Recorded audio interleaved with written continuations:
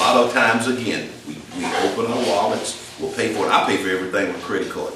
You rob me right now, you're going to probably shoot me because I don't have a dollar to my name.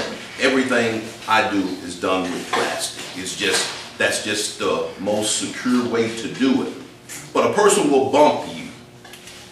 When you get out, they will rob you. The average person will stop. You leave the store, you go straight home. You don't zigzag to see who's behind you because everything is the norm for you. But you have to be aware. I'm not trying to scare you. I'm trying to make you aware. I can talk to you all day about these things. A criminal will place a piece of paper either to the driver's side of your window or in the back. They'll make it appear. Sometimes they will put cash money along with a letter. And you're driving off, you see it. When you stop, you get robbed. $20 bill staked to a piece of paper with a note. If they saw you in the store, they know what you're driving. The average person would stop to take it off. When you stop, you get robbed. Now, if you don't stop, you have a large amount of money, they fall into your home. Again, be aware of your surroundings.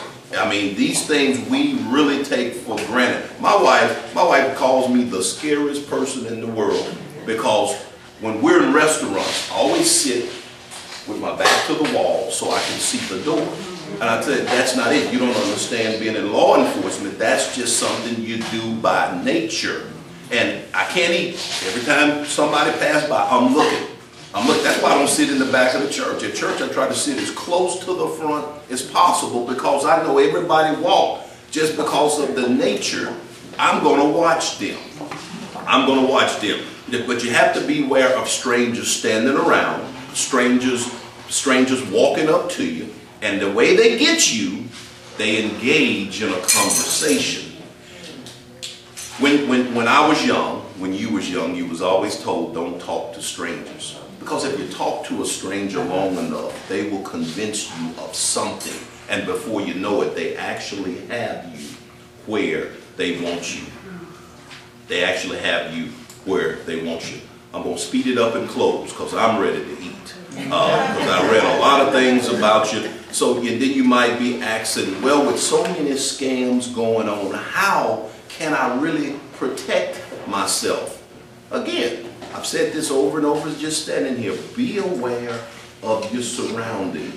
Look before you go in. If you don't have a garage at your house where you can drive in, let the door down, as you're pulling up to your house, look around your hedges because, again, people know your pattern.